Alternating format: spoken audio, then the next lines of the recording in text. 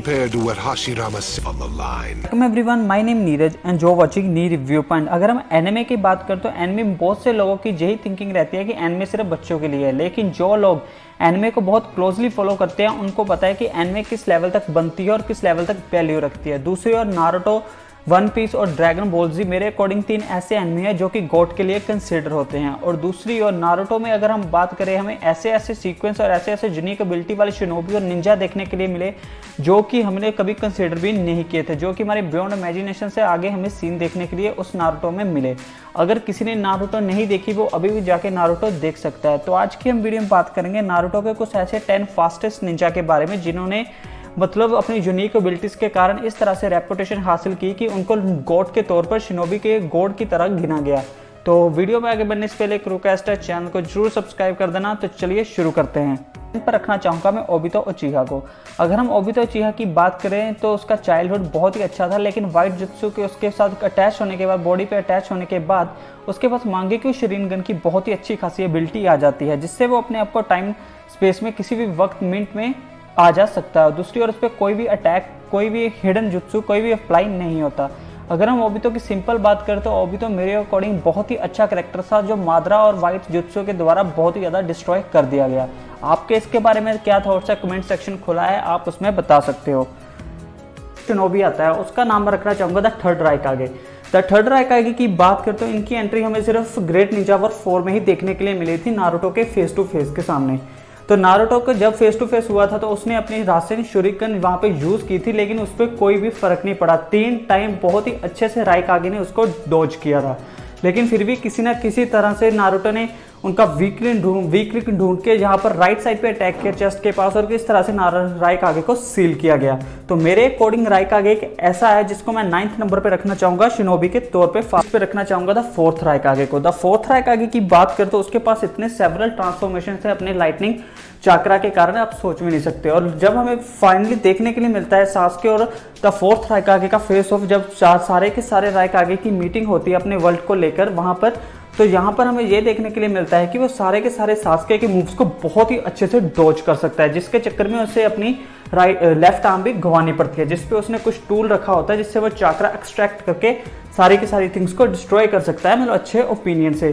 तो इस तरह से मैं नंबर 8 पर रखना चाहूंगा द फोर्थ राइकागे को, 1 सास्के उचिहा को। अगर हम सास्के उचिहा की बात करें तो सास्के उचिहा की हमें एंट्री नारुतो के 2nd एपिसोड में ही देखने के लिए मिल गई थी, लेकिन दूसरी ओर हमें ये भी देखने के लिए मिला कि नारुतो शिपडन में ही उसकी एंट्री देखने के लिए मिली, लेकिन बीच के 200 और 150 एपिसोड के बीच में सास्के को एक तरह से पूरी तरह से शो से साइड पे रख दिया गया था। लेकिन ग्रेट निंजा वॉर 4 में हमें ये देखने के लिए मिलता है कि जब वो हागेरोमो से मिलता है तो उसे लेफ्ट आई में रानिंगन उससे मिल जाती है। दूसरी ओर हमें ये भी देखने के लिए मिलता है कि वो अपने रानिंगन का यूज करके किसी भी मतलब वेपन को स्पेस टाइम में भेज सकता है, जिसका डिफेंस माद्रा ने बहुत मुश्किल से किया था हमारे ग्रेटेस्ट शिनोबी ने।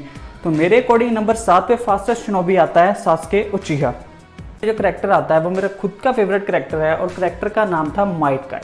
अगर हम माइट गाय की बात करें तो माइट गाय पूरे ही शो में बहुत अंडररेटेड सा हमें करेक्टर देखने के लिए मिला, जिसने मतलब बहुत कुछ लिया किया, लेकिन फिर भी वो अंडररेटेड ही रहा। लेकिन हमें माइट गाय की एंट्री तब देखने के लिए मिलती है जब चुनिंग एग्जाम होते हैं ली वर्सेस गारा के बीच में, और ली और गारा की फाइट दोनों ही इंटरनेट ब्रेक फाइट थी।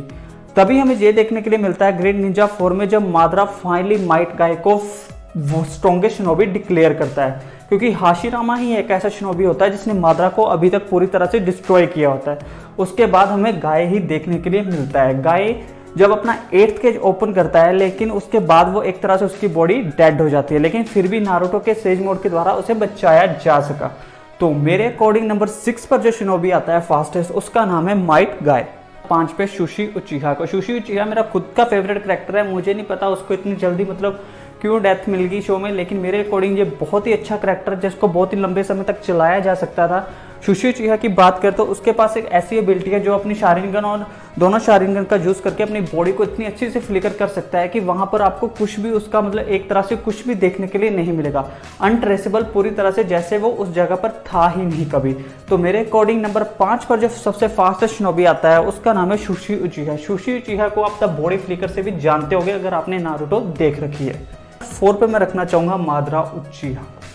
मादरा उचिहा की बात करें तो मादरा उचिहा की हमें finally entry great Ninja war 4 में देखने के लिए मिलती है, जहाँ पर 5 के 5 होकागे भी उसका कुछ नहीं बिगाड़ पाते। इतना मतलब ग्रेट सुसैनो उनका, और दूसरी इतना सारा इन्फिनिट चाकरा जिसे मतलब डिस्ट्रॉय करना किसी के बस की बात थे ही नहीं। फाइनली जब हमें ये देखने के लिए मिलता है कि सभी के सभी हथियार डाल देते हैं और मादरा सब शिनोबिस को जितने भी हैं वहाँ पे सबको एक दार में धो डालता है। 5 होकागे भी उसके सामने कुछ भी नहीं कर पाते। तो फाइनली नंबर 4 पे मैं रखना चाहूँगा मादरा उचिहा को। 3 पर मैं रखना चाहूँगा नारुतो उजुमाकी को। जब वो अपना पूरी तरह से 6 पाथ का सेज मोड यूज़ करता है, क्यूबी का 9 टेल्स का चाकरा लेके, इंप्रेसिव चाकरा लेके, तो कोई भी उसके पास आसपास स्पीड के मुकाबले कोई भी नहीं होता। तो मेरे अकॉर्डिंग नंबर 3 पर जो शिनोबी आता है, ग्रेटेस्ट शिनोबी अलाइव, उसका नाम है नारुतो उजुमाकी, जिसको आप ऑरेंज फ्लैश के नाम से भी जान सकते हो हिडन लीफ विलेज की। लिस्ट में मैं रखना चाहूँगा टोबिरामा सेंजू को। टोबिरामा सेंजू मेरा खुद का फेवरेट शिनोबी होकागे है, second होकागे after Hashirama Senju hidden leaf village.